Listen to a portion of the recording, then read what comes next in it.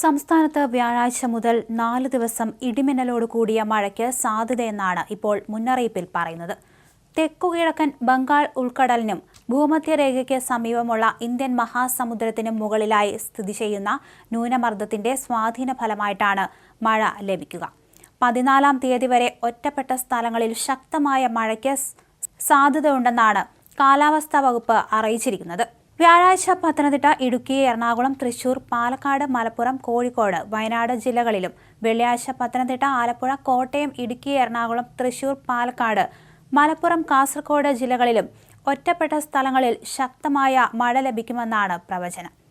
മത്സ്യബന്ധനത്തിന് ജാഗ്രത പാലിക്കണമെന്ന് മുന്നറിയിപ്പിൽ പറയുന്നുണ്ട്. വ്യാഴം, വെള്ളി ദിവസങ്ങളിൽ കേരള തീരത്ത് മണിക്കൂറിൽ 35 മുതൽ 45 കിലോമീറ്റർ വരെ വേഗത്തിൽ കാറ്റുവീശാനും സാധ്യതയുണ്ട്.